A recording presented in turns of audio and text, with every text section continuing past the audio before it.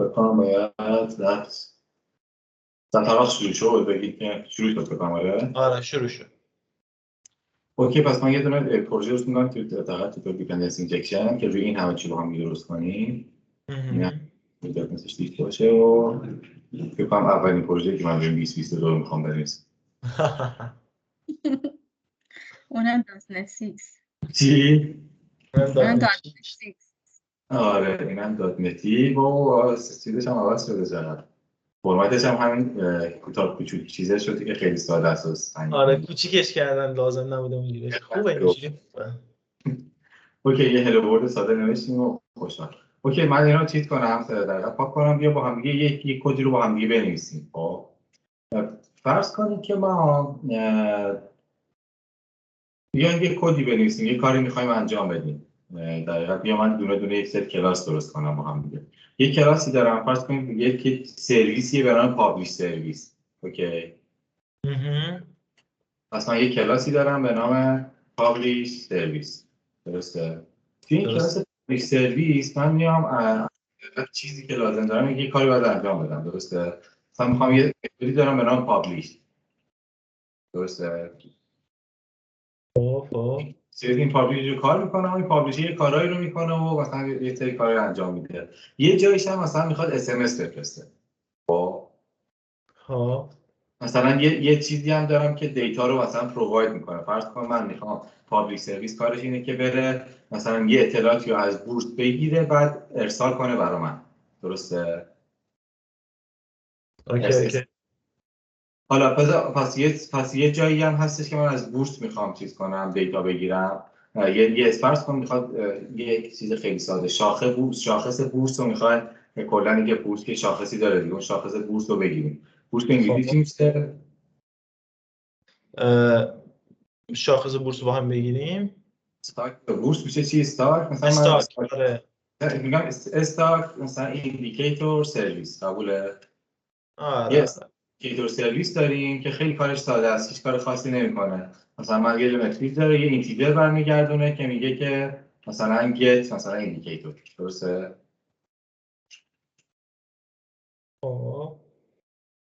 get indicator الان پس یه همچین چیزی دارم، یه سرویسی دارم که اینجا اینجوریه. پابلیک سرویس میخوام در حقیقت بگیرم و آخرش هم SMS کنم. یه سرویسی هم دارم که برای کدای SMS فرستادن اونجا نوشتم. یه چیزی هم دارم به نام SMS سرویس که کارش چیه؟ توش یه دونه چیز دارم، یه متد send SMS دارم. میگم که پابلیک مثلا وید کاری نمی‌کنم send SMS هم چیه؟ مثلا میگم که یا مثلا به چه شماره تلفنی، میگم که استرینگ مثلا به این فوند این تکست رو بفرست. درسته؟ اوکی. پس اینجا این توشو نوشتم دیگه، من این کدا رو توش نمی‌نویسم. این تو نوشتم. حالا من که می‌خواستم پابلیک سرویس متد پابلیش رو کار کنم، می‌خواستم برم از اون بورسه بگیرم اطلاعاتو بفرستم به SMS. درسته؟ درسته. پس کاری که من دارم می‌کنم اینجوری که میگم که در حقیقت یه دونه استاک سرویس مثلا همون چیزه بود. استاک در حقیقت چی بود؟ ایندیکیتور سرویس. یه استاک ایندیکیتور سرویس می‌نویسم، استاک ایندیکیتور سرویس نیو می‌کنم. درسته؟ بعد یه دونه مثلا بعد در حقیقت SMS سرویس چیز می‌کنم، SMS سرویس نیو SMS سرویس می‌کنم. درسته؟ بعد میگم که بیا از اون SMS از اون چیزه بگیر، قیمت بورس رو بگیر، مثلا بگیر بر ایندیکیتور مساوی با این استاک چیه سرویسه دات چیز داره دیگه get indicator get indicator کن و بعد مثلا get indicator هم که کردی تمام. حالا بیا SMS کن دیگه به اون تو SMS سرویس بیا مثلا اینو به من چیز کن به شماره تلفن مثلا 20 نفری 0 مثلا 35 87 مثلا تو به این بیا SMS کن، بگو که مثلا چی، بگو که مثلا چی ایندیکیتور لیز مثلا ایندیکیتور لیز مثلا یه عددی. درسته؟ ایندیکیتور اینجا پرسینگش میکنم و هیچی دیگه الان یه برنامه رو نوشتم. درسته. این برنامه رو همه متوجه شده؟ این کسی چیزی نداره، سوال نداره روش؟ نه. فقط نکته جالب که اونا رو چیزم لازم نبود بکنی. آره خدایا یوزینگ قبل لازم نبود بکنی نه چون یه جا بودن نیم اسپیسشون یکیه. آره چون نمی‌شستیم یکیه دیگه لازم نبود میکنم. اوکی. خب حالا ما تو کدم پس کاری که میکنم چیه؟ توی کدم اگه این کد رو بخوایم بگیم بنویسیم کدم خیلی ساده میشه دیگه. وقتی میخوام کار کنم میگم که یه دونه پابلیک سرویس بگیر. درسته؟ نیو مثلا پابلیک سرویس. خب اینجا حالا یوزینگر می‌داشتم با کنم پابلیک سرویس. بعد اینجا چی دیگه نقطه بزنم میاد دیگه چه اضافه کنم و بعدش هم میگم که پابلیک سرویس پابلیش. قبوله؟ یه درست. حالا یه چیزی که الان وجود داره توی این کد اصطلاحا میگیم که ما سرویس پابلیش سرویس یا این کامپوننت آرتیفکت هر چی که اسمشو میگیم وابستگی داره به دو تا سرویس دیگه. درسته؟ یعنی این سرویس از دو تا سرویس دیگه استفاده کرده. درسته. آره. و از اینا توش هارد کد استفاده کرده، یعنی هارد کد خودش رو لود کرده. درسته؟ بله. حالا بیاین یکم چیز کنم، مثلا بیاین یه کاری بکنیم. مثلا فرض کنید که اینجایی که هستش که استاک ایندیکیتور سرویس یا اس ام اس سرویس ما وقتی از اس ام اس سرویس استفاده می‌کنیم میدونید که از اس ام اس سرویس آدم وقتی استفاده می‌کنه اکانت‌های مختلف داره دیگه. آره. مثلا من میرم از یه جایی اکانتی می‌خرم برای اس ام اس سرویس و مثلا وقتی که اکانت اس ام اس سرویسمو باید چیز کنم باید بگم با چه شماره تلفنی کار کنه. با 5001 27 35 شماره‌ام اینه، پسوردم هم اینه که با اون در حقیقت یوزر و پسورد باید این اس ام اس رو بفرسته. بنابراین اس ام اس سرویس من اصولاً باید تو خود در حقیقت چیز می‌داشته، تو خودش مثلا می‌داشته که مثلا یوزرنیم پسوردم چیه مثلا. درسته؟ من رفتم یوزرنیم پسوردم رو گرفتم از یه جایی و پسوردم خودش فهمید و اصولا این اس ام اس سرویسه وقتی که داشته درست می‌شده من یه سیتور باید درست کنم که باید یه کانستراکتوری می‌داشته که تو این کانستراکتور من میتونستم استرینگ بگم یوزرنیم و پسورد. درسته؟ پسوردم میدادم بعد اینا رو احتمالاً اینچواس پروپرتی می‌کردم و این هم اینچواس پروپرتی می‌کردم. خب پس الان در حقیقت اگه من بخوام اینجا کار کنم تو این پروگرام اصولا باید اینجا یوزرنیم پسوردم بگم، مثلا بگم یوزرنیم مثلا فرض کن mx12 پسوردم مثلا یه پسوردیه. درسته؟ مثلا ps12 اوکی. آره پس من باید اینجا اس ام اس سرویس هم این کار می‌کردم. درسته؟ آره. خب این یه بدی داره. الان من از این پابلیش سرویس بخوام تو جای مختلف استفاده کنم این اس ام اس سرویس توش هارد کد شده، یعنی اصلا نمیتونم از این پابلیش سرویس تو جای مختلف استفاده کنم. درسته؟ چرا؟ چون این تو خودش میدونه که یوزر پسوردش چیه. این باید من مثلا کسی که اینو می‌خواسته پابلیش کنه باید به این میگفته که آقا از اس ام اس که می‌خوای بفرستی با این اکانت بفرست. درسته؟ آره. این یه کاری که میتونیم بکنیم معمولا انجام بدیم که من این دیپندنسی که این تو اصطلاحاً تایتلی کاپلد شده به این میگن تایتلی کاپلد. خب یعنی تو این پابلیش سرویسه توش اس ام اس سرویسی تو خودش داره ایجاد میکنه. این به جای اینکه تایتلی کاپلدش کنیم من یه لوزلی کاپلدش میکنم. یعنی چی؟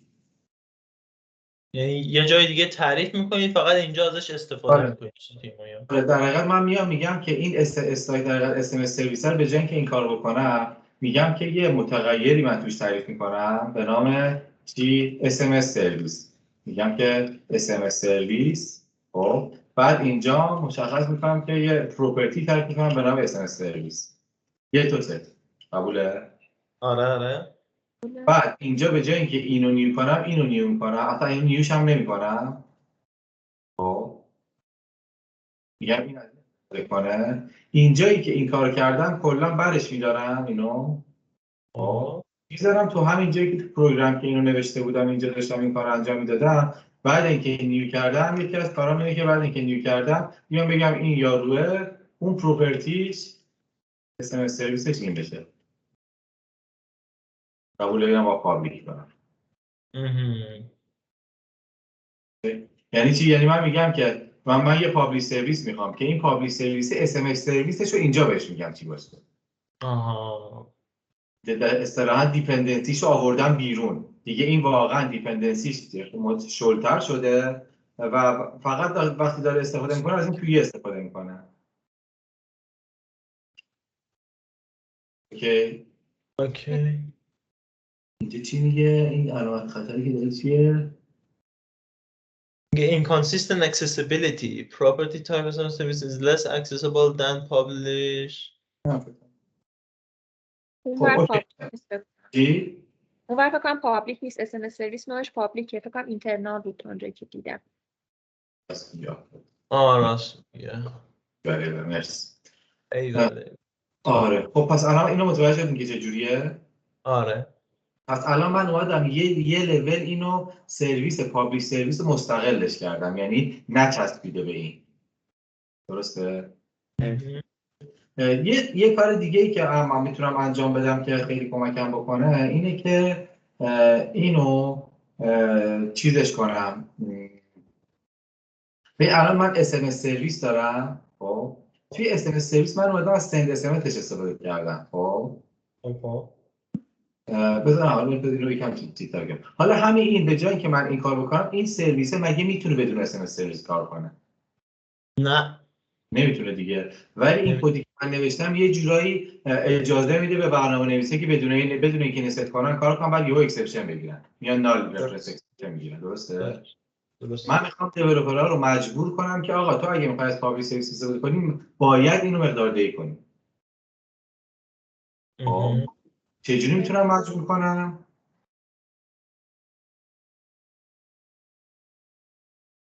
یه کاری میکنم. الان بهتون میگم که چجوری مجبور کنم. میتونم یک کانستراکتور برای بنویسم. چک کنی اگر نال بود ارور بده. اصلا کانستراکتور بدون پارامتر نداشته باشه. این یه کانستراکتور می‌نویسم میگم که SMS سرویس رو این باید داشته باشه. این کانستراکتور خالی نداره. خب بعد مجبور کنید تو کانستراکتور بفرستن براش. اینجوری میکنم و اینا میگم این هم که کانستراکتور اینجوری اینجا توش می‌نویسم که SMS سرویس دقیقاً مساوی با SMS سرویس.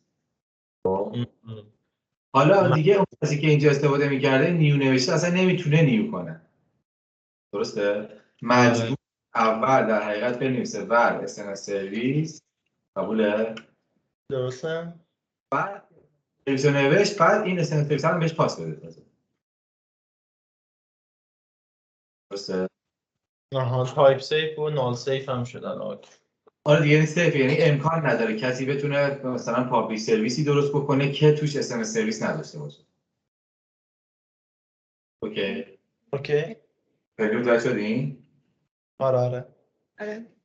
خب اینو من یه مدل دیگه هم میتونستم بنویسم دیگه. اول من کنترل سی بزنم که داشته باشین، ولی یه مدل دیگه هم میتونستم بنویسم. من میتونستم اینجا رو در حقیقت این تو بنویسم. درسته؟ حالا اینو پس من اینو داشتم اینطوری دارم، اینم که اوکی شد تا اینجا.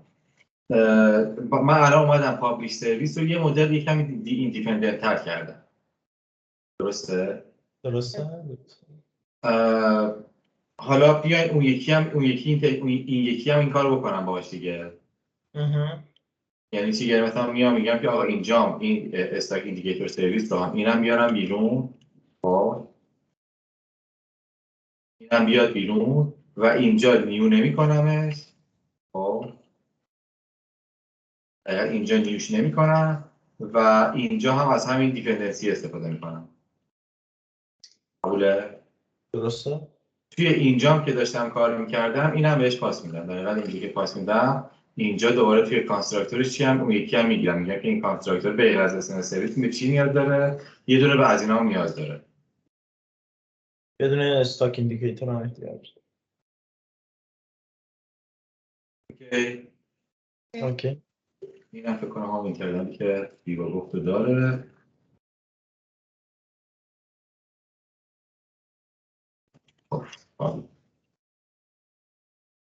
پس الان اینجا که من این کار میکنم باید به اون یکم پاس بدم الان دیگه. درسته؟ آره.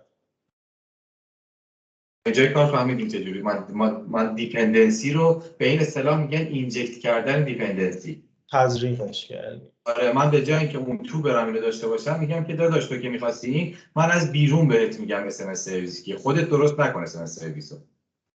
من از بیرون بهت میگم از چه SMS بهت سرویسی پاس میدم تو لازم نیست هیچ کاری بکنی. چی؟ آره من درست میکنم بهت میگم تو از چرا از بیرون بتونم کنترل داشته باشم که این چه جوری کار میکنه. اوکی تا اینجا واضح بود؟ واضح بود. اوکی. بقیه چطور؟ بله. بقیه سوال. اوکی یه چیز دیگه دوباره من یه لول دیگه هم اینو چیز کنم، اینو یه لول دیگه هم با هم دیگه بریم جلو. این SMS سرویسی که من دادم اینجا بهش، خب ممکنه که من واقعا برم SMS، میدونید پرووایدرهای مختلفی وجود داره برای SMS. خب مثلا الان چی مثلا فرض کن مال مخابرات شاید باشه، یکی دیگه ازش چی اسم فراپیامک، مک‌پاس، اینا هر کدوم پرووایدرهای مختلفی هستن که الگوریتماشون مختلفه جوری که کار میکنن. خب فرض کن که من میخوام اینجا تصمیم بگیرم که با کدوم کار کنه. یعنی چی؟ یعنی من یه چیزی دارم، در حقیقت یه کلاسی دارم، مثلا تو همینجا چیز کنم که با هم بنویسیم. اینجا یه کلاسی دارم از به نام فرا پیامک SMS سرویس. اوکی. یکی هم دارم مثلا فرض کن مک‌پا SMS سرویس. این دو تا شرکت مختلفن که خدمات SMS میدن. درسته؟ این دوتا که چیزن من میخوام از جفت اینا بتونم استفاده کنم. یعنی اینجا که من دارم تو پروگرام انتخاب میکنم میخوام هر کدوم از اینا رو خواستم بتونم بهش بدم SMS سرویس. خب چیکار باید بکنم که چیز کنم؟ الان نمیتونم بهش بگم دیگه، چون این که به چیز وابسته است، این که به SMS سرویس وابسته است. درسته؟ و من نمیتونم SMS سرویس بدم به مک‌پا SMS سرویسی که نمیتونم بهم بدم. درسته؟ آره. میام یه کار باحالی میکنم، میام یه چیزی رو ما معمولا اصلا به استاندارد خودمون رعایت بکنیم. مثلا ما یه فولدر کانترکتس درست میکنیم. کانترکتس. خب که این فولدر استفاده کنم. یه آخرش میام یه اینترفیس درست میکنم. خب یه اینترفیس درست میکنم به نام SMS سرویس. اوکی. اینترفیس رو میدونید همه چیه؟ آره. بله. اوکی. SMS سرویس میگم SMS سرویس، من کاری ندارم چیه SMS سرویس هر چیزی که SMS سرویس باشه، هر جوری که میخواد پیاده سازی شده باشه، من کاری ندارم. آخرش باید یه همچین متدی داشته باشه. بله. اوکی. بعد این مک‌پاس چیزی که دارم که بالاخره در حقیقت SMS سرویس باید باشه. درسته؟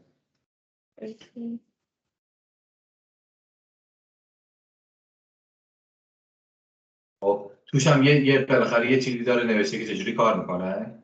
اون یکی فراپیامک هم همینطور، فراپیامک هم باید SMS سرویس باشه.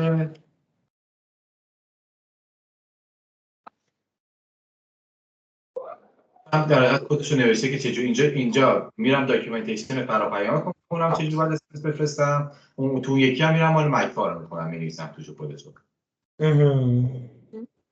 اوکی. دیپندنت این SMS سرویس هم که دیگه اصلا باهاش کار ندارم. من با این SMS سرویس هم دیگه چیزی ندارم دیگه. مثلا فرض کن فراپیامک یوزر پس میخواد. درسته؟ فراپیامک مثلا سیستمش اینطوری که یوزر پس میخواد، پس اصلا اینجوریه ساختاره. ولی مثلا مک‌پا چیز میخواد، یوزر پس نمیخواد، یه توکنی داده بهم. درسته؟ مثلا فرض کن کل مک‌پا این پای، مثلا مک‌پا یه توکن داده گفته با این توکن کار کن، این توکن رو بدید کار میکنه. منم اصلا توی کانستراکتورش فقط یه توکن میگیرم و باش کار میکنم. اوکی.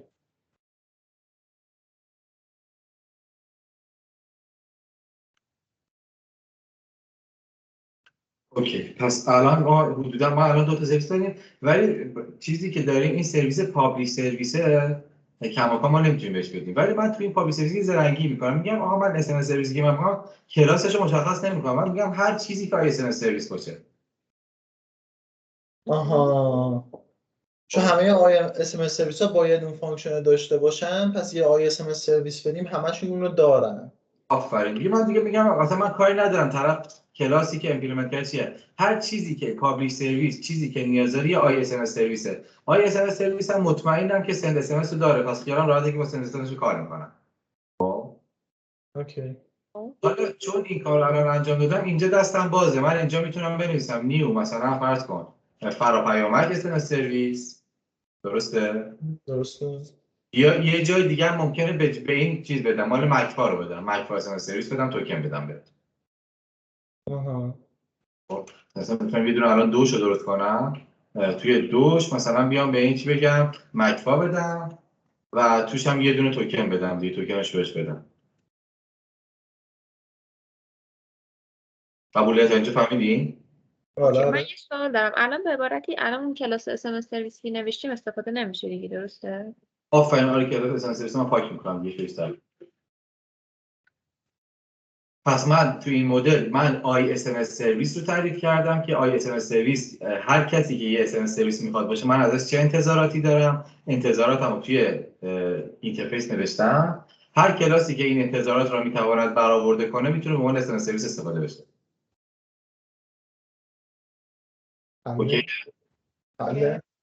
خب این استانداردیه که توی سیستم‌های در حقیقت مکرا دارم برید همه جا کدا اینجوریه. انتظارات توی کانترکتس نوشته شده. خب اون پیاده سازی‌ها توی ایمپلمنتیشن نوشته شده.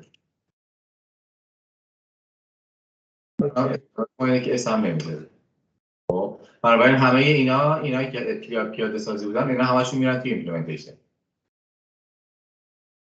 اوکی. فراپیامک فراپیامک هر کدوم از اینا رو که برم اینا چیزام دارن دیگه، روی میتونم بگم که نیمسپیسش بره این تو نیمسپیس اینا همه رو درست میکنم. تا اینجا حله؟ سوال نداری؟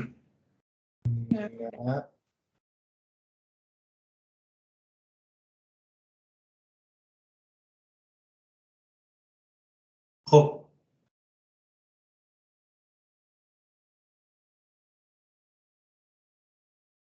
پس یه یوزینگ هم الان اینجا داریم که ایمپلمنتیشن ها رو هم داشته باشیم. خب پس و الان عملا طبق استاندارد ما همه اینا طبق استاندارد ما این استاک ایندیکیتور هم باید اینترفیسی میشه، درسته؟ من یه ریفکتوری بکنم از این ریفکتوری استارت چیزی که من ازش ریشارپر بود خیلی بیشتر داشت، ولی اکسترکت اینترفیس میکنم اینجا، میگم یه دونه آی ایندیکیتور سرویس به من بده، این متد دارم ببر تو اینترفیس، خودش میدونه اینترفیس رو ساخت و اینجا برد. حالا من فقط درگ اند دراپش میکنم اینجا که در حقیقت بیاد اینجا و اینجا چیزش درست میکنم که روی متن رو این درست. اوکی. پس من استاک ایندیکیتورم اینجوریه، برای استاک ایندیکیتور هم میتونم ایمپلمنتیشن مختلف بنویسم. مثلا یکی بنویسم برای بورس ایران، یکی بنویسم برای بورس فارکس، یکی بنویسم برای بورس نسدق، درسته؟ که هر کدوم اینجکت کنم درست کار کنه. درسته؟ اوکی. خب اینم از این و خود چیزم از لازمات پابلیش سرویس هم خودش یه همچین چیزیه. پابلیش سرویس هم اگه پابلیش داره دوباره من میتونم بگم که پابلیش سرویس هم از نظر من چیزیه که باید ریفکتورش میکنم، میگم یه اینترفیس بگیر آی پابلیش سرویس و این هم آی پابلیش سرویس هم باید اینم اینترفیسه. پابلیش سرویس چیزی است که توش یه دونه متد پابلیش داشته باشه و من بتونم کارش کنم. اوکی. بعد یه سوال، من یه چیزی میدیدم متدم حالا متد میفرستاد به عنوان اینجکشن، میگه فقط یه متد احتیاج دارم اون یه دونه رو میفرستیم. این چه جوریه؟ و هم اینکه باید نشون بدی ببینم منظور چیه. اوکی تا الان پس متوجه شدی؟ من هنوز کامل صحبت نکردم، من فعلا خیلی احتمال چیزی که هستش اسمش دی آی حرفه‌ای نیست. من فعلا دارم سیر تاریخی که این اختراع شده رو دارم با هم دیگه میرم جلو اختراعش می‌کنیم از اول. اوکی. خب تا اینجا همه چیز متوجه شدین که چه شکلیه؟ حالا بیا من یه کاری می‌کنم. معمولا دنیا به این سادگی که الان اینجا هستیم نیست. خب مثلا بذار اینجوری بگم توی استاک ایندیکیتور سرویس که بود که من اینو داشتم. مثلا توی استاک ایندیکیتور سرویس یه جایی احتمالاً من یه سرویس دیگه ای نیاز دارم. خب نام مثلا فرض کن آی دوباره مثلا چی پرووایدر، مثلا فرض کن اینجا ایندیکیتور سرویسه، من فرض کن میگم که از یه چیزی استفاده کنم به نام استاک دیتا پرووایدر. اوکی. پس اینجا یه دونه استاک دیتا پرووایدر من درست میکنم، بعد مثلا گت و ست، بعد اینجا هم مثلا اینجا که مثلا میخوام چیز کنم از این استفاده باید بکنم. مثلا این آلترناتیو اینجا سیستم یه بسازم اینجا و این هم در حقیقت این هم میشه اینترفیس هم ساخته شد. بعد دوباره من از این استاک دیتا این پرووایدر مثلا از این استفاده باید بکنم اینجا. درسته؟ دوباره برم تو استاک دیتا پرووایدر. خب این یه ایمپلمنتیشنشو میخوام بسازم. خب اینترفیس نباید تو فولدر کانترکت باشه. آره اینم میاد تو فولدر کانترکت. اینم از این و اینش هم درست میکنم که اوکی باشه و بعد میام خب یه دونه از این با دوباره از این چیزشو کلاد ایمپلمنتیشنشو باید درست کنم دیگه. درسته؟ پس یه ایمپلمنتیشنش هم درست میکنم. استاک دیتا پرووایدر مثلا براتون میگم نستک استاک دیتا پرووایدر. بعد اینجا این استاک دیتا پرووایدر دوباره مثلا خیلی چیزا دارم، با یه سری چیزا کار میکنم و اینا. دوباره مثلا اینجا به یه چیز دیگه دارم نیاز دارم، مثلا دی بی کانتکست نیاز دارم. با دیتابیس میخوام کار کنم. خب پس دوباره اینجا یه پروپرتی نیاز دارم به نام چیز، مثلا فرض کن دی بی کانتکست، مثلا دیتابیس. من گفتم دی بی کانتکست نمی‌ذارم فعلا، مثلا دی بی مثلا یه کلاسی که چون با چیز قاطیش نکنم، هم دی بی کانتکست رو کلاسی تعریف میکنم دیگه. ما یه دی بی کانتکست هم اینجا نیاز دارم. خب بعد اینجا میگم که دی بی در حقیقت یه دی بی کانتکستش مشخص میکنم و بعد اینم چیز بکنم. اینم این لازم داره. حالا برای اینکه اینجا شما ببینید که چیز راحت چیز کرد، با نوگت من اینجا ای اف هم اضافه بکنم، NTT framework رو اضافه کنم که در دی بی کانتکست هم داشته باشیم. ای اف کور کدومه اگه گفتیم این که نیست. ای اف کور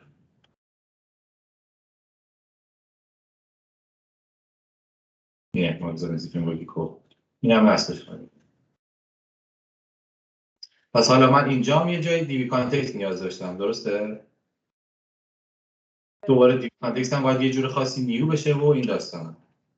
حالا این هم داره از چیز میگیرتش دیگه، از میگیرتش کار ندارم. پس الان من یه نستک پرووایدرم اینجا داشتم. دوباره مثلا توی این نستک پرووایدر هم ممکنه که از یه سرویس دیگه داشته باشه و همینجوری بره جلو خلاصه دیگه همه چی. همین نیازمندی سرویس میسازیم اینجوریه. چی؟ یا همینجوری فقط داریم ما سرویس میسازیم یا نه؟ آره. پس همین هستی که شما برید تو کد مرکلادار هی می‌بینید این سرویس از اون سرویس استفاده داره، اون سرویس می‌بینید دوباره این از اون استفاده کرده، دوباره اونو برید توش میگی این از اون استفاده کرده و این تو در توی مثلا عمقش شاید مثلا 10 متر باشه.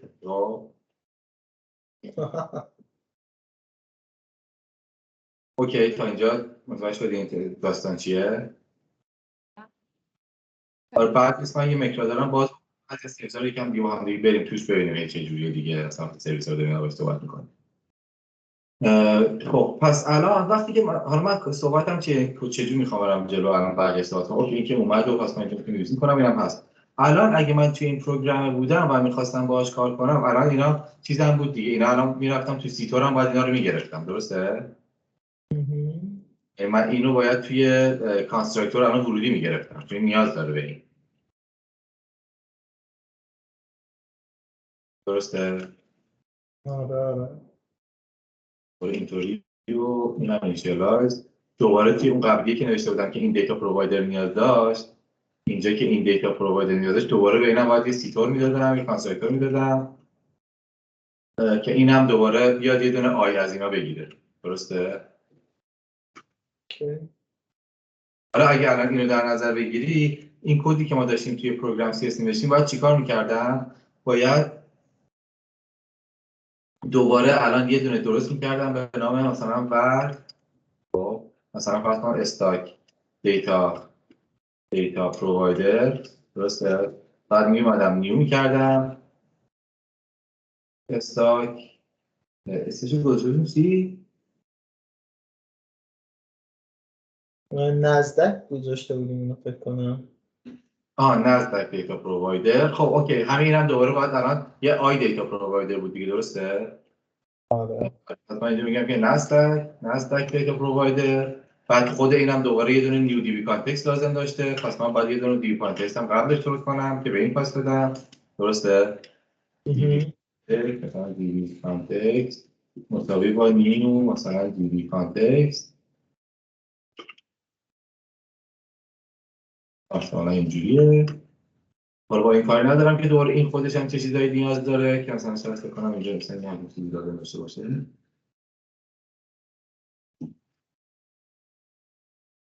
چیزایی داره دوباره اینم خودش یه چیز دیگه آپشنز لازم داره. حالا اینو بهش نار بدم مطمئنا. پس اینجا اینو دارم دوباره اینو باید پاس بدم به این که این اینو داشته باشه دوباره اینو بتونم پاس بدم به این که اینم اینو داشته باشه. درسته؟ مهم. حالا خود اینم این آی در حقیقت چی رو میگیره این آیه رو پس این توی این نستکه که درست کردیم اینم باید میگفتم که این اینترفیس هم داره این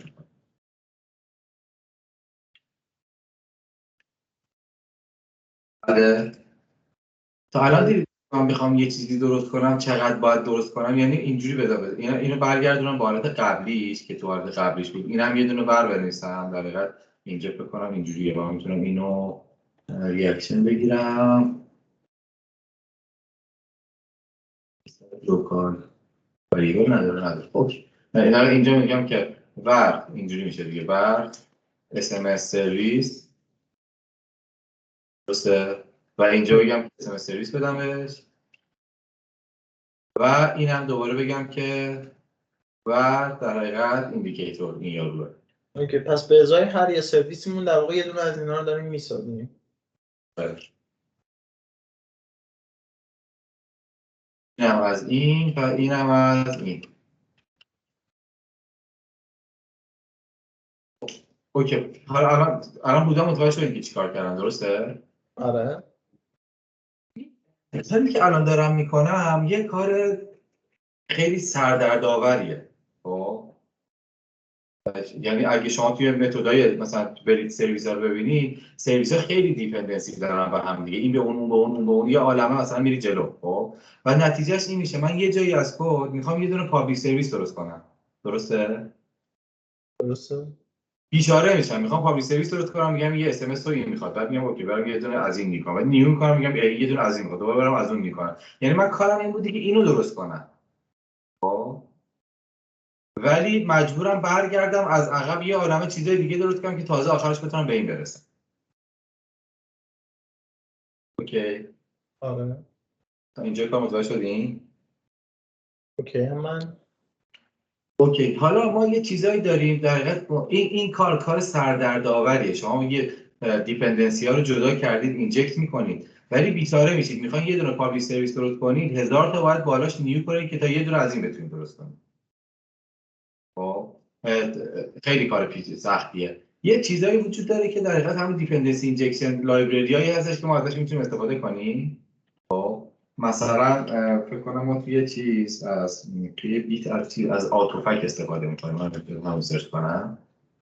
خب میگه که آقا تو اگه از آتوفک استفاده کنی که من مثلا اینو چیز کنم نصبش بکنم که یکم در حقیقت داکیومنتیشنشو با هم بخونیم. خب میگه که یه کار باحال اگه تو بخوای از آتوفک استفاده کنی کارت خیلی خوب میشه یه دونه کانتینر بیلدر درست میکنی اول برنامه. پس من میام اینجا میخوام دقیقاً کارم ساده‌تر کنم دیگه بذار اون مکان نصب بشه من همین رو ببندم خودشون کاری ندارم فقط پروگرام میمونه این تیکه‌ای هم که هستش همش سر جاش بمونه قبول من کلی که میخوام برسم به جای این میخوام برسم. خب میگه ببین تو وقتی که از چی آتوفک استفاده میکنی میتونی یه دونه کانتینر بیلدر درست کنی ببینی خب که حالا این داره نصب میکنه فکر کنم آره نصب کرد ایمپورت کنیم بعد بیای به این بیلدره یه سری چیزا رو معرفی کنی بگی که آقا بیلدر اول برنامه که بالا میاد خب رجیستر کنی میگه ببین هر کس آی اس ام اس سرویس خواست خب تو بهش برای پیامک اس ام اس سرویس بده. خب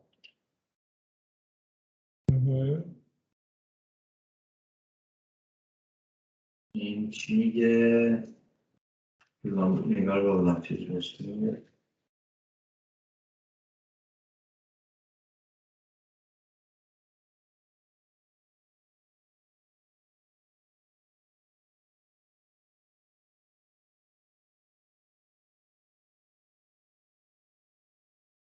این فکر کنم این یکم چیزه، مدلش فرق داره.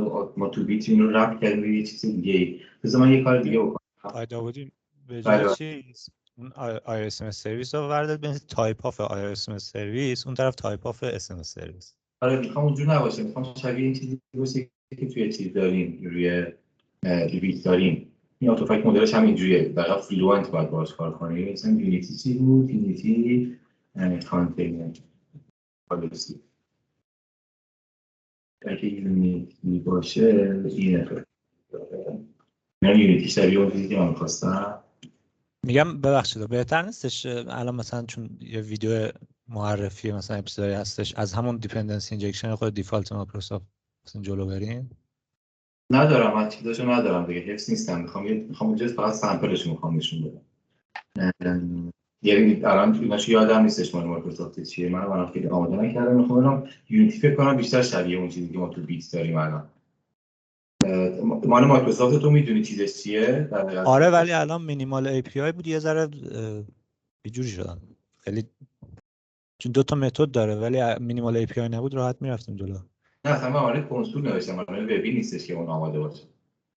آها آوردم برای کنسول آوردم بالا من. خب یونیتی این چیزش بعد این کویک استارتش هم کویک استارتش باید باشه.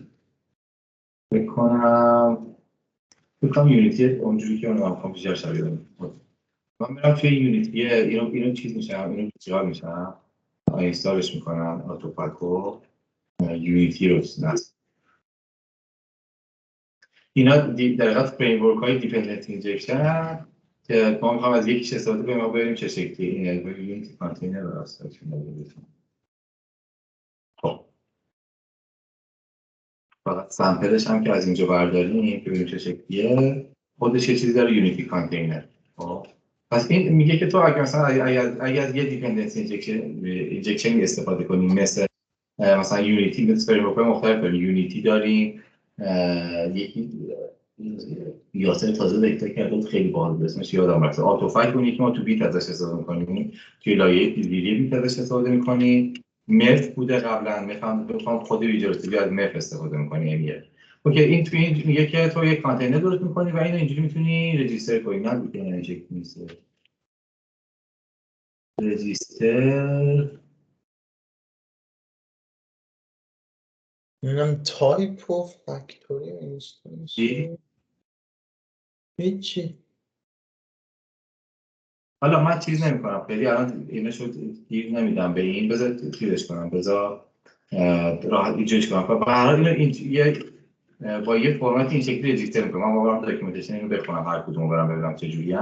با یه مدلی در واقع من اینجوری میگم تو بیت حداقل این شکلی ما که داریم کار می‌کنیم میگیم که من این رجیستر می‌کنم هر کس ISMS سرویس خواست فرار پیامک SMS سرویس بده بهش.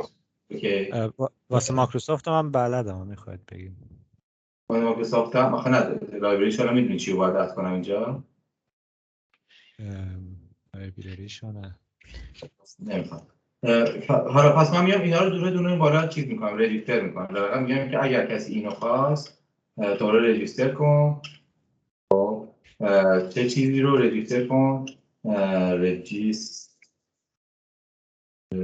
رجیستر کن چی رو؟ مثلا فرض کن اگر کسی استاک مثلا پرووایدر خواست یا مثلا بهش نستک دیتا پرووایدر بده.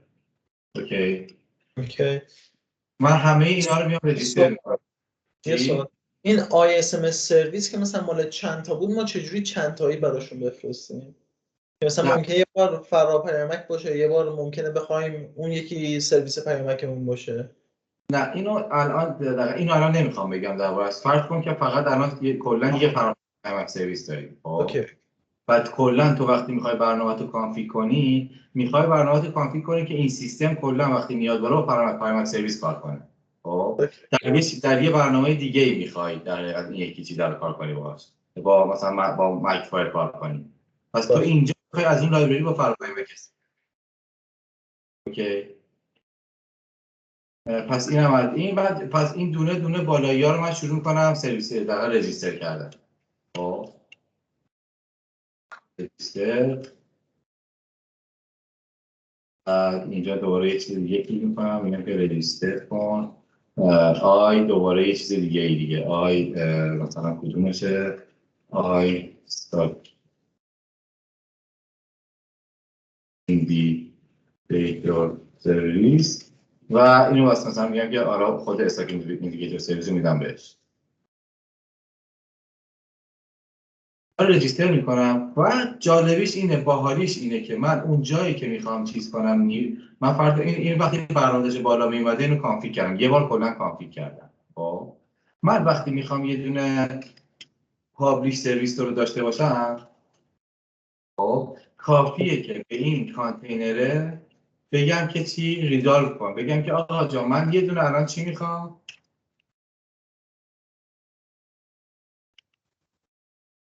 یه دونه آی پابلیش سرویس میخوام. خب اینجا هم قبلا گفته بودم که در حقیقت اگر کسی آی پابلیش سرویس خواست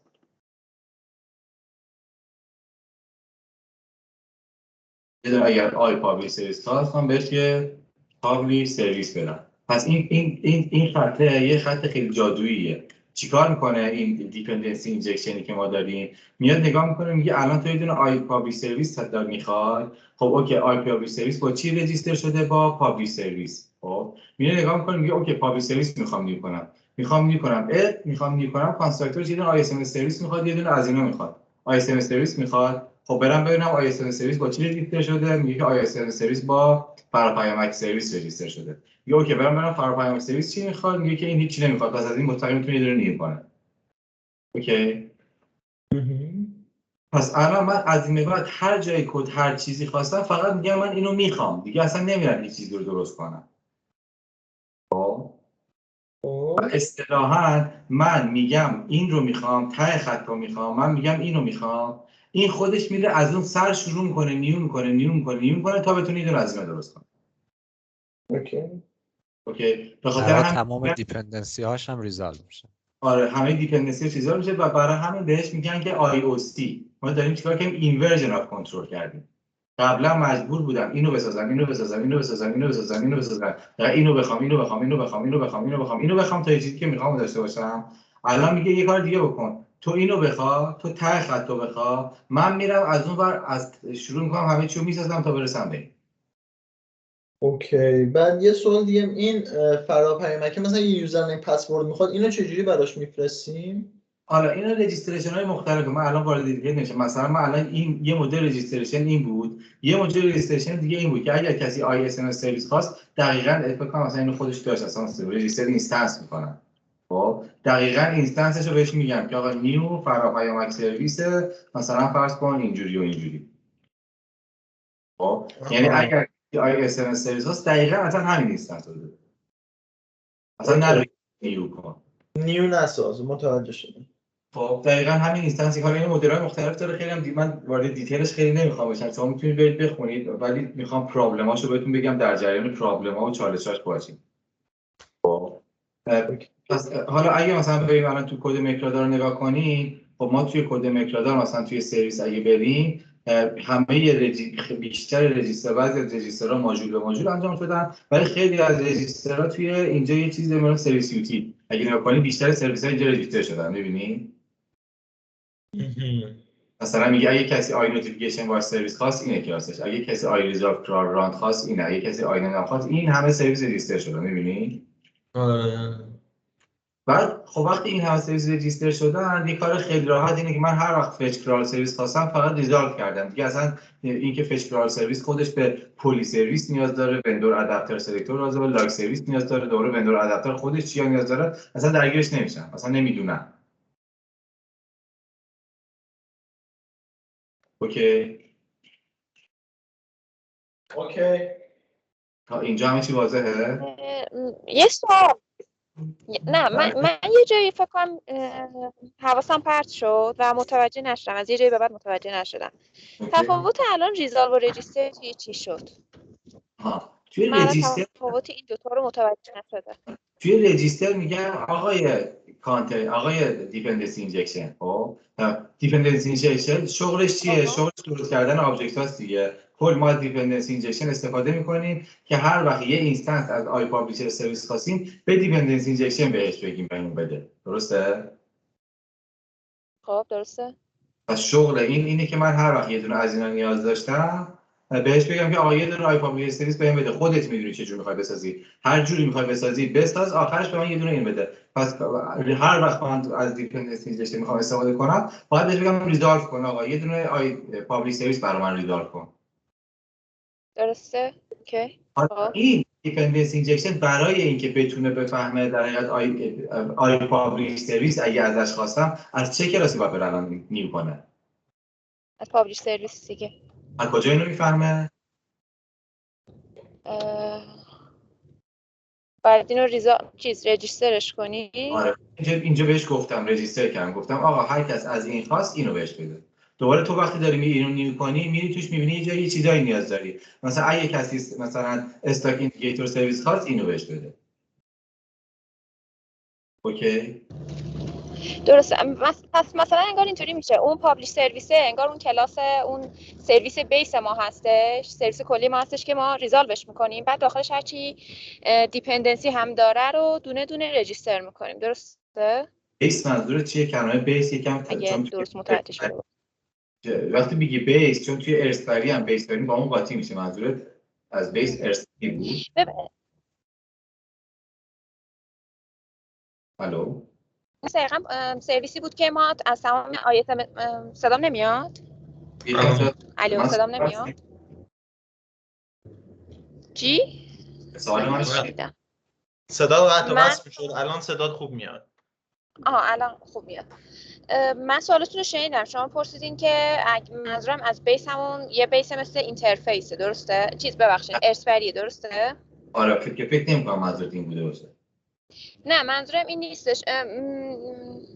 چجوری بگم؟ ببین ما پابلیش سرویسی که درست کردیم مثلا این آی اس ام سرویس و یا آی استاک ایندیکیتور رو اینا همه داخل این اینجکتش کردیم. خب به عنوان یک دیپندنسی اینجکتش کردیم که حالا به هر دلیلی داخل این استفاده بخوایم بکنیم. خب الان به خاطر همین میخوام ببینم که ما اون کلاس اصلی اون سرویس اصلی که یک سری دیپندنسی داخلش داره رو میاریم ریزالوش میکنیم، بعد ولی دونه دونه اون دیپندنسی ها رو رجیستر میکنیم. درسته؟ نه همه چی رجیستر شده، چیز اصلی وجود نداره. الو خب الو من میشنوم، بفرمایید. آره فقط در حقیقت به اینا میتونیم بگیم این استارتینگ پوینت من اگه ریزالو میکنم یعنی یه دونه از این میخوام. این دی آی دیپندنسی اینجکشن میره از این شروع میکنه کرییت کنه به بعد. خب یه جایی از من شاید بخوام مستقیم به یکی اس ام اس بفرستم. مثلا اس ام اس سرویس، مثلا اس ام اس ایکس، خب مساویه با به کانتینر هم میگم که آقا یه دونه بهم چی ریزالو کن، میگم که یه دونه آی اس ام اس سرویس برام ریزالو کن. خب میگن که مثلا SMS کن به فورانی خواهد درست. اینجا چون از این شروع کرده بودم شروع این در کانستراکتور کرییشن از ISM سرویس شروع میشه. درسته الان متوجه شدم مرسی. آره پس من هر جایی بخوام هر کدوم از این آی ها رو که بخوام استفاده میکنم. خود این آی پابلیشر سرویس ممکن توی یه سرویس دیگه هم اینجکت شده باشه، من از اون اگه ایجاد کنم خودش وسطا از اینم میگه. اوکی گرفتم. اوکی. حالا یه مدل هست، من این چند جور مدل اینجکشن داریم. به این مدلی که الان ما اینجکشن رو اینجا تعریف کردیم که از کانستراکتور میگرفتی این قضیه، این پابلیک سرویس اینا رو از کانستراکتور گرفتی، درسته؟ درسته. به این مدل میگن که مدل کانستراکتور اینجکشن. خب یعنی اینجکشن از طریق کانستراکتور انجام میشود. پراپرتی اینجکشن هم داریم فکر کنم. آره یه مدل دیگه داریم پراپرتی اینجکشن که من به جای اینکه این کارو بکنم میام این کارو میکنم، میگم که اینا رو پاک میکنم. خب اصلا کانستراکتورم نمیذارم هیچی، فقط اینها رو پابلیک میکنم. خب کار دیپندنسی اینجکشن این میشه که وقتی از دی آی استفاده میکنم میاد میگرده ببینه چه پروپرتی های پابلیک وجود داره که ست هم دارن و اونها رو ست میکنه و اونها رو به عنوان چیزای اجباری در نظر میگیره که باید پرسن. که ما توی بیت از این استفاده میکنیم. توی مکرادارم اگه دقت کرده باشین شما سرویس که می‌نویسیم نمیایم در حقیقت چیز کنیم توی سرویس ها. مثلا بریم یکی از این سرویس ها رو ببینیم، مثلا فرض کن همین تیچی ادپتر، مثلا یکی این سرویس ها رو باز کنیم، مثلا دیوار جیسون ادپتر رو باز کنیم. دیوار جیسون ادپتر خیلی سرویس پیچیده ایه، ارساگی داریم. سرویس ساده کجا داریم؟ مثلا آره اینجا نگاه کن، کرال انجین سرویس. خب این همه دیپندنسی داره. به پلی سرویس میخواد، اینو میخواد، اینو میخواد، اینو میخواد، اینو میخواد، اینا رو میخواد. ولی هیچ جای کانستراکتور نداریم. حتی اینجا هم اینو میخواد، اینو میخواد، اینا همشون چیزن دیگه. هیچ جای کانستراکتور نداریم. چرا؟ من فقط کافیه هر چیزی که میخوام بنویسم پابلیک این، بعد ازش استفاده کنم. کیه که میاد اینو پر میکنه؟ دیپندنسی اینجکشن خودش اینو پر میکنه برام. اوکی. پس این هم بهش میگن که پراپرتی در حقیقت اینجکشن میشه. فکر کنم مثلا پراپرتی. بعد حالا مدل دیگه هم داره. مثلا بعضی هستن که میگه من نه اینجوری در نظر نمیگیرم، که مثلا واسه فریم ورک داره دیگه. مثلا همینجوری من هر پراپرتی که مثلا گت و ست داره بالاش در نظر نمیگیرم. اینا رو، اون چیزایی رو در نظر میگیرم که بالا یه اتریبیوت خاصیه. مثلا توی اسپرینگ جاوا مثلا باید مثلا فکر کنم اینجوری که آتو وایر، اگه بالاش بنویسی مثلا اتریبیوت آتو وایر بنویسی، یعنی اینکه این باید اینجکت بشه. همه این پروپرتی ها رو در نظر میگیره. اونایی که اتریبیوت خاصی دارن در نظر میگیره. اوکی نه؟ اوکی. بله. اینا رو گفتم. حالا یه چیزای دیگه هم داریم که من حالا من اینا رو خیلی توضیح میدم. خودتون کامل داکیومنتیشن رو بخونید، یاد بگیرید. من فقط میخوام بیشتر سوال تو ذهنتون ایجاد بشه که برید یه سری رو بخونید، وگرنه الان وقت نمیشه همه‌شو گفت. مثلا همین مدلی که الان گفت چیز امین، که اگه چند تا چیز بود چی؟ مثلا فرض کن من اینو دارم و هم میدونم مکپا. خب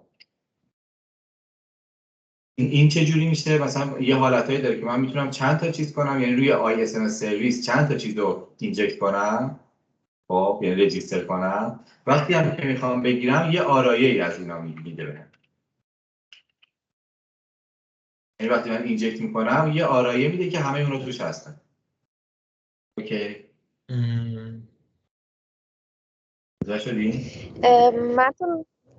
من تو ملکرادار فکر کنم ندیدم همچین حالتی رو. نداریم یا من ندیدم؟ نه هستش یه جایی ندیدی. اوکی. آره فکر کنم تو کجا هستش که بتونی اگه بخوای بری سرچ کنی. فکر کنم تو اونجایی که پیمنت پرووایدر داریم اینجوریه. خب مثلا همین الان من برم آره هم اینجوری من مثلا برم اینجا بزنم آی پیمنت پرووایدر.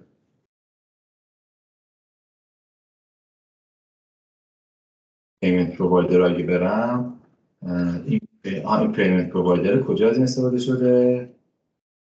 توی این که سرویس که از این استفاده کرده. من سیستم پیمنت ها آبجکتش یادم همه تو یادته. سیستم پیمنت ها اون آبجکتی که تو دیتابیس از پیمنت پرووایدر مختلف رو اینجکت میکنه. رفرنساش اینو من نمیتونیم رفرنساش میتونیم چک کنیم. چی؟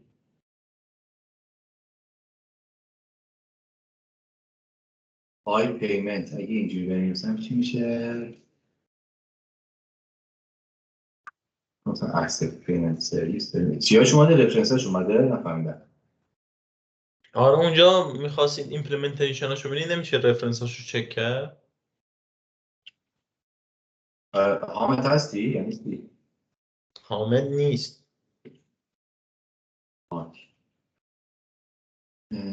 آره یادمه. و فکر میکنم پیمنت پرووایدر تو سیستم ما اینجوری، چون چرا ما مثلا با زرین کال و بانک ملی و نمیدونم چی و چی کار میکنیم، وقتی که میخواد پیمنت انجام بشه اینو اینجکت میکنیم یه لیست پیمنت ها بیاد. من پیمنت سرویس دارم دیگه. پیمنت سرویس. اوکی میرم دنبالش. اوکی من میرم دنبالش. پیداش میکنم. اوکی عالی. شاید اصلا تو سرویس سیستم با رجکس نمیشه سرچ زد توش. چرا؟ من حوصله‌شو ندارم من نمی‌فهمم. خب پس این یه مدله که یا یه چیز دیگه داریم به نام نیمد مثلا دیپندنسی. شما نیم میدی مثلا دقیقاً اینجوری میدی، بعد بتونی با این نیم مثلا ریزالو کنی. مثلا دو جور ریزالو کردن داشتیم دیگه، یکی من مستقیم نوشتم ریزالو، این یه جور به من میده، یکیش هم که ریزالو کنم با پراپرتی. دقیقاً اینجا ننوشتم ریزالو، ولی واقعاً وقتی دارم نیو میکنم این ریزالو میشه این تو. درسته؟ پس اینم دوباره یه چیز دیگه است که اینجا میتونه باید ازش استفاده بکنی. دوباره یه چیز دیگه که بگم که برید سرچ کنید بخونید. اینم خیلی جالبه. همینجا الان دیدید ما پابلیش سرویس رو نوشتم. خب بعد مثلا فرض کن یه دی بی کانتکست هم داشتم دیگه. فرض کن الان هم پابلیش سرویس دی بی کانتکست میخواست، هم اون اس ام اس سرویسه. یعنی اینجا اون دی بی کانتکست میخواست.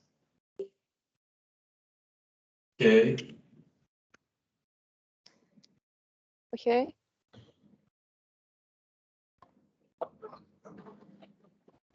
اگر در حالت عادی استفاده کنی، من وقتی که یه دونه پابلیش سرویس بگیرم، یه دونه پابلیش سرویس برای خودم داشته باشم، واقعا اون پشت دو تا دی بی کانتکست درست میشه. یه دونه اون دی بی کانتکستی که تو آی اس ام تو اس ام اس سرویس هست، یه دونه اون دی بی کانتکستی که توی این در حقیقت استاک ایندیکیتور هست. درسته؟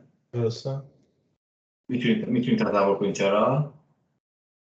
چون اونجا مثلا این اینستنسر نزدیم که فقط یه دونه باشه اونو سرو کنه، هر دفعه دونه جدید میسازه. آفرین. آره، به این اینستنسه، به این مدلی که همچین کار به این میگی، به اصطلاح معمولا میگن مثلا برای هم اینستنسی هم سینگلتون هم میشه دیگه که فقط از یک استفاده کنه. یکی از چیزایی که هستش اینه که من میتونم بعضی از اینا رو طوری رجیستر کنم که بگم تو به ازای هر ریزال فقط یه دونه ساخته شد. اوکی؟ اوکی.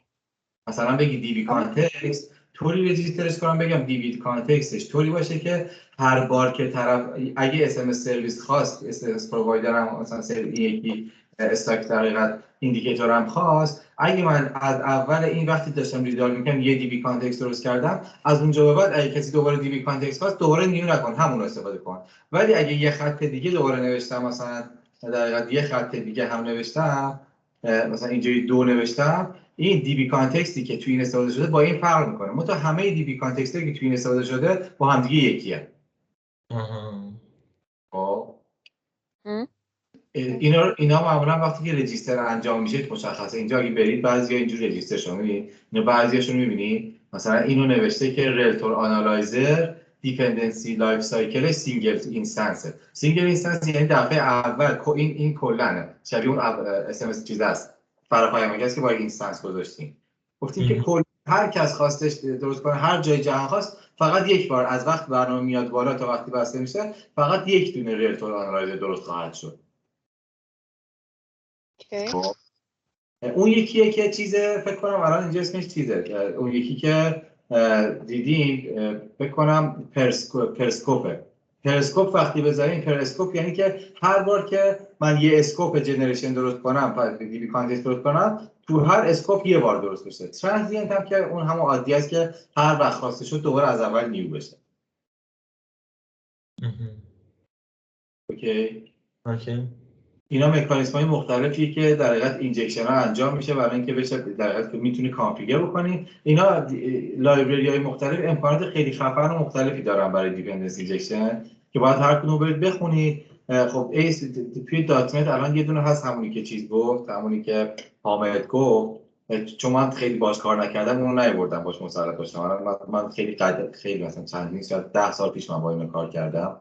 یونیتی کانتینر هم جزو اونایی که الان ساده نمیشه، من همینجوری آوردم. قدیمیان اونایی که من کار کردم قدیمیان دیگه، معمولا از اتوپک استفاده میشه و همینی که تو خود دات نت هست و یکی دو تا دیگه هستش که جدیدتر هم اومدن که من با اونا چون کار نکرده بودم، اینا که نشون دادم یکم دموی قدیمی تریه نسبت به این چیزا. اونایی که من باهاش کار کردم نینجکت و یونیتی و نمیدونم مف و اینا بوده که همشون قدیمیان.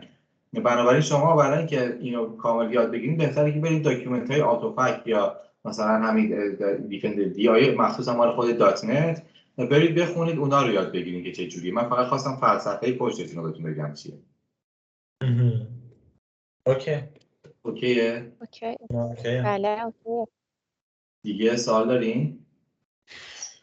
من سوال ندارم. منم ندارم. در واقع سوال که دارم باید برام خودم بخونم. اوکی عالی. الان نسبت به این چیزی که توی میکرودار دیدین الان بیشتر چیزتر هستین که آها اینا چیه؟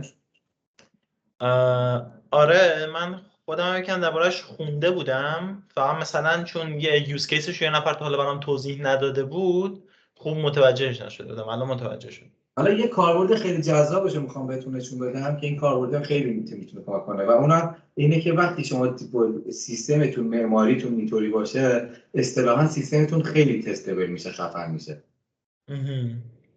میخوام یکی دو تاشو بهتون نشون بدم که تستبلش چجوریه. بخشا از هم جداست، هر کدومو جدا راحت میتونین تست کنین.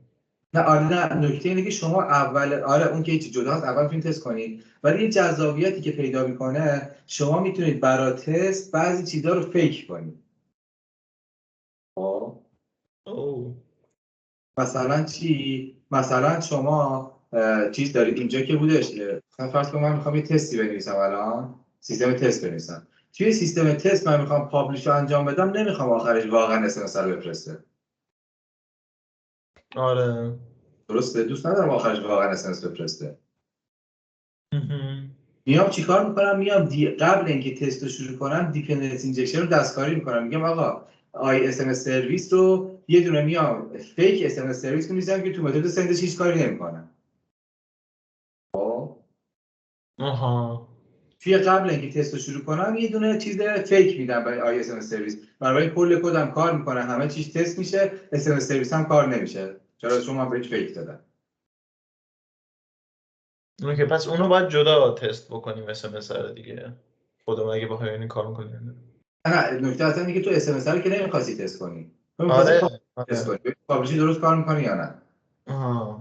چون اون یکی رو نمی‌خواستیم تست بکنیم، اونو فعلا چیزش کردیم، ما تا پابلیشر رو می‌خواستیم. آفرین، اونو در حقیقت چیزش می‌کنی، در حقیقت دستکاریش می‌کنی که اونجوری کار نکنه و بعد چیز بشه. در حقیقت اونجوری که خودت فیکر رو میدی بهش، خود پابلیش رو تست می‌کنی. خیالت راحته که اون اس ام اس کاری نمی‌کنه. حالا این تو سیستم‌های تست معمولا زیاده. من خودم می‌دونم که میتونم جای سامپل رو تست کنم، مثلا این سامپل رو پیدا کنم براتون که تو تست اینجوری هست.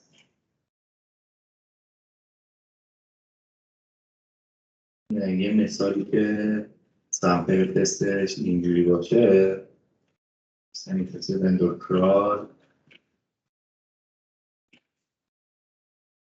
مثلا آره اینا کنم. مثلا اینجا من اومدم اینجا داشتم می‌خواستم دیوار جیسون ادپتر رو تست کنم.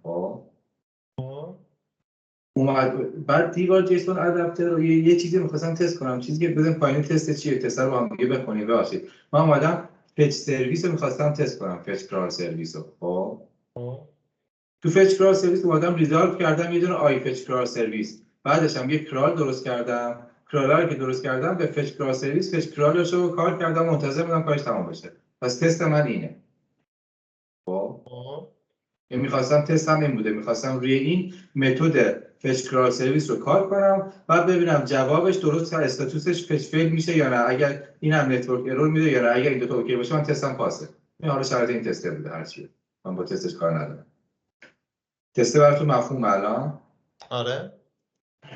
حالا این فچ کرال سرویسه خب تو خودش نیاز داشته به یه چیزی به نام آی دیوار جیسون فچ. خب که من نمیخواستم واقعا بره فچ انجام بشه. خب من میخواستم یه جیسون فچی و یه دیوار جیسون فچ فیک درست کنم. یه راهش بود که کلاس فیک مینوشتم، این آیه رو ایمپلیمنت میکرد دیگه. درسته؟ آره.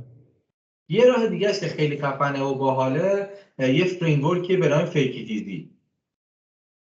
خب به جایی که من برم کلاسه رو بنویسم که از اون ایمپلیمنت کنه، میام به این فیکی دیزی میگم آقا جان این ایه همون متغیر مربوط فیکی دیزیه، خیلی بامزه است نوشتم باهاش. خب نوشته من یه آی دیوار جیسون فچ یه اینو میخوام، یه دیوار جیسون فچ اکسپشن ویت اکسپشن میخوام. خب که یه جور خاصی کار کنه. بهت میگم چه جوری. اول میخوام فیکی از چی باشه؟ میخوام فیک از این باشه، از دیوار جیسون فچ. خب اون بعدش هم خیلی باحاله دیگه، میگه فیک آی دیوار جیسون. آره فیک آف این میخوام در حقیقت.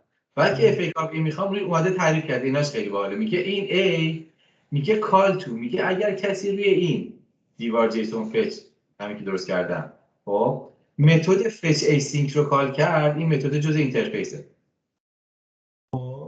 این چی میگه؟ میگه که متد در حقیقت آی دیوار جیسون فچ چیزی هستش که فچ ایسینک دارن، درسته؟ تو اینترفیسش این تعریف شده. میگه این متد اینو اگر کسی اون متدش رو کال کرد، چون من کلاسش تعریف نکردم نگفتم چیکار کنه دیگه، کلاسش رو ننوشتم، درسته؟ گفته بیا اینو اینجوری کانفیگر کن که اگر کسی متد فچش رو کال کرد، ورودیش هر چی که بود ایگنور کن، اصلا بیخیال شد. خب هر چی که بود ترو اکسپشن کن یا اکسپشن ترو کن. خب پس اومده یه کاری کرده که این تست برای این بوده، می‌خواستیم ببینیم که اگر اصلا من وقتی که دیوار رو داشتم کار می‌کردم، دیوار به هر دلیلی وب اکسپشن داده، داشتم ریسازی کردم اینجا فچو، اگر اکسپشن داده اون وقت برنامه در حقیقت فچ کرال من باید کرال و استاتوتش رو فیل کنه، بگه استاتوتش فیله و ریزنش هم بگه نتورک ایرور. چرا این تست خیلی آنکار، من خیلی سخته برم یه تستی بکنم که دیوار الان اکسپشن بده، اصلا شاید 100 سال دیوار رو کار کنم هیچ وقت اکسپشن نده، ولی من این کیس اومدم فکر کردم، شبیه سازی کردم، اکسپشن دادم دیوار رو. دیدین؟ آره. بله. بعد حالا این ای فیک رو میخوام یه چیزای دیگه فرض کنم میخواستم یه چیز دیگه رو تست کنم، مثلا بگم که اگر فچه جواب داد برگردون، یعنی نمیخوام ترو اکسپشن کنه، میتونم بگم که اگر چیز کرد بیا ریترن کن، بگو این ریترن میکنه، اینو ریترن میکنه مثلا نیو لیست فلان، یعنی دارم میگم که این یه کاری کن این لیست رو برگردونه. حالا من دیگه نال هیچی نمی‌نویسم. خب پس اگر مثلا این نال برگرد، الان این چیزیه که اینجا با دیپندنسی منیجر رو دستکاری کردم، گفتم که این دیپندنسی منیجره بیا از این به بعد اگر کسی هم اونو خواست بیا دیوار جیسون فچ فیت اکسپشن بده بهش. خب حالا که من الان به این ریزالور گفتم یه دونه از اینا ریزالو کن، این وسط ریزالو اونجایی که از این اینترفیس نیاز داره میاد اینو استفاده میکنه. و برای همینم که تست من میتونه اون تیکه شبیه سازی شده رو انجام بده. متوجه شدین؟ آره خیلی خوب. یا این تیکه پیچیده بود؟ نه باحال بود. بکنم آدم فکر میکنه متوجه شده ولی وقتی خودش انجام بده نمیتونه انجام بده.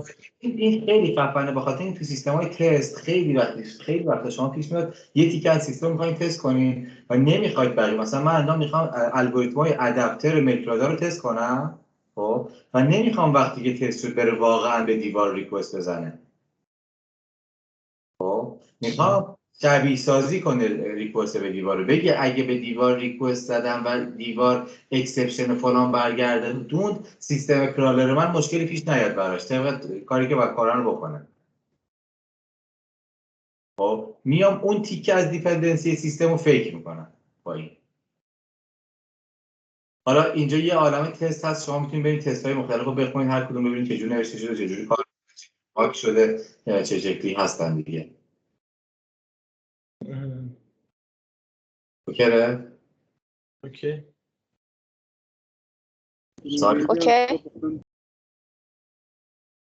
سوالی دارین؟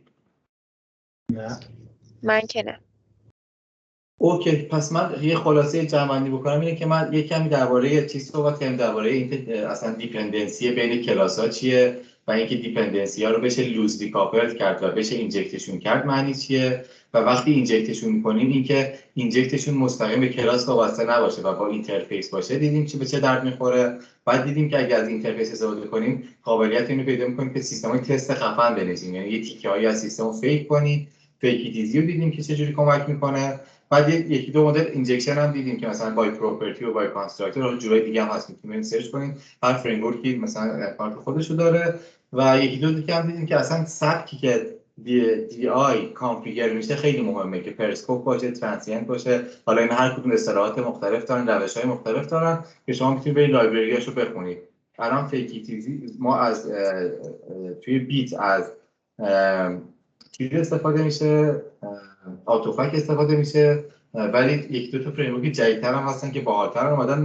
خود دیپندنسی اینجکشن خود دات نت هم خیلی باحاله. من پیشنهاد می‌کنم مال دات نت رو حتما بخونید یاد بگیرید. هم خیلی ساده است هم قویه. دقیقاً همه حالت‌ها رو ساپورت می‌کنه و میتونید سرچ کنید. فکر کنم بعد از آتوپک هم یکی دیگه اومده که خیلی باحاله. از اونها میتونید بخونید، داکیومنتاشو بخونید ببینید چجوریه. عالی، اگه سوال ندارین بریم دیگه. ممنون. سوالی ندارم. مرسی دست دهنه. پس یه کار قبل اینکه بریم هر کسی یه کلمه بگه از چیزی که الان داره، حسی که الان داره، فقط یک کلمه یا یه جمله 4 کلمه‌ای فقط مثلا. من جمله میتونیم بگیم. جمله زیبا اول بگو. نه من فقط میپرسیدم، من اول نمیگم. من اول میگم. میخواستم بگم که خیلی رودمپ خوبی اومد جلو و همین خیلی خوب بود. خیلی خوب. قسمت تستش خیلی خوب، خیلی به دلم چسبید. میخوام برم امتحانش کنم اینو. مرسی. بعد یه جمله بگیم دیگه. جمله کوتاه، کلمه نمیخواد بگیم، یه جمله. اوکی. منم خیلی الان هیجان دادم چون اول فکر میکردم من هی متوجه نمیشم چجوریه، یعنی که چرا کار میکنه، چرا اصلا این کارو باید بکنی. الان یوز کیسش رو که دیدم خیلی احساس میکنم بهتر متوجه شدم. خیلی دوست دارم ازش استفاده کنم. اوکی. من یه دید منم از بالا بگم پایین از جایی گرفتم. الهه زودتر شو کرد. الهه بگو. من میگم یه دید بالا پایین خوب گرفتم، یعنی یه دید کلی خیلی خوب پیدا کردم، ولی خب همش علامت سواله، یعنی حوبای بزرگ، ولی خب حداقل یه پیوستگی به هم پیوستگی آره بینشون میبینم. یه کمی برام راحت تر شده. اوکی، مرسی. زیبا. راستش برای من خیلی جذاب بود مدلی که شروع کردیم و توضیح دادیم. من استفاده میکردم از دیپندنس اینجکشن، از پروپرتی اینجکشن، از همین استفاده میکردم. من دقیق نمیدونستم که چرا داریم ازش استفاده میکنیم و چه حالتهایی اصلا پشت سر گذاشته که رسیده به اینجا. برای خیلی برام جذاب و آموزنده بود و مرسی. اوکی، مرسی. و بقیه زهرا آهنگری و زهرا رضایی و این زهرا آهنگری بگو. منم این مسیر خب خیلی برام جذاب بود که از کجا شروع شد و تهش حالا اون فیکی تیزی هم خیلی بامزه بود اسمش.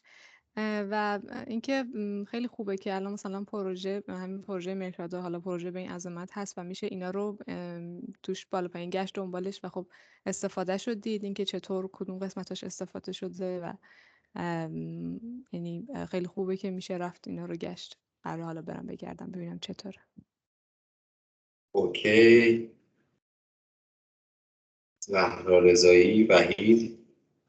برای خود من خیلی جالب بود. من همیشه میخوام چیزی رو بخونم، دوست دارم که از اول ببینم که چه شکلی بوده و الان شما توی توضیحاتتون یه دید خیلی خوبی دادین همه چیو و خودم میتونم حالا سرچ کنم و مطالب بیشتر رو بخونم.